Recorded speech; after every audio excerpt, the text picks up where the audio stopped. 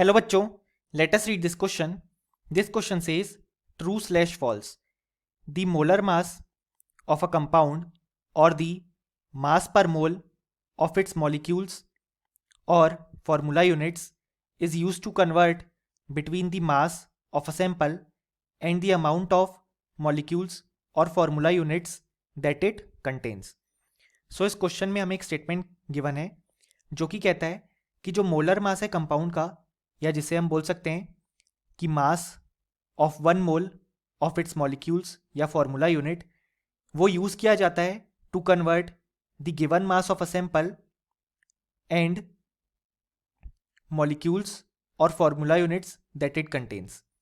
सो इस क्वेश्चन को सॉल्व करने के लिए हमें जो की कॉन्सेप्ट रिक्वायर्ड है वो है मोल कॉन्सेप्ट.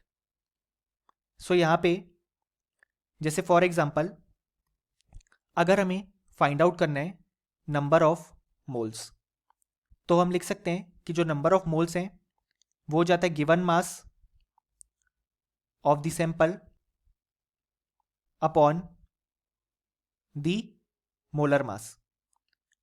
अब यहाँ पे अगर हमारे पास नंबर ऑफ मोल्स आ गए, तो अगर हमें for example number of molecules या फॉर्मूला यूनिट डिपेंडिंग अपॉन कौन सा सब्सटेंस है वो अगर हमें फाइंड आउट करना है, तो वो हो जाएगा number of moles multiplied by Na, और Na होता है यहाँ पे एवोगैड्रो नंबर.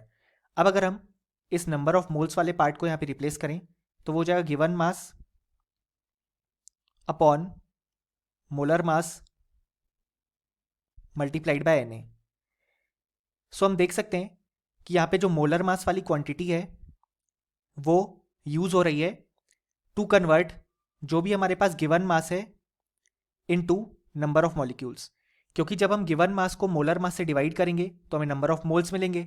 उसको जब हम एवोगैड्रो नंबर से मल्टीप्लाई करेंगे तो हमें नंबर ऑफ मॉलिक्यूल्स अगर वो मॉलिक्यूलर कंपाउंड है, और नंबर ऑफ फॉर्मूला यूनिट्स अगर वो एक आयोनिक कंपाउंड है, क्योंकि आयोनिक कंपाउंड के केस में हम फॉर्मूला यूनिट्स की बात करते हैं.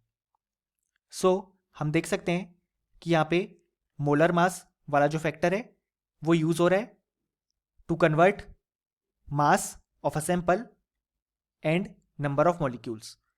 सो हम देख सकते हैं कि ये जो गिवन स्टेटमेंट है वो बिल्कुल ट्रू है, और फाइनली हमें लिख भी सकते हैं कि इस क्वेश्चन का जो करेक्ट आंसर आ जाएगा हमारे पास वो आ जाएगा true. Hope you understood it well. Best of luck.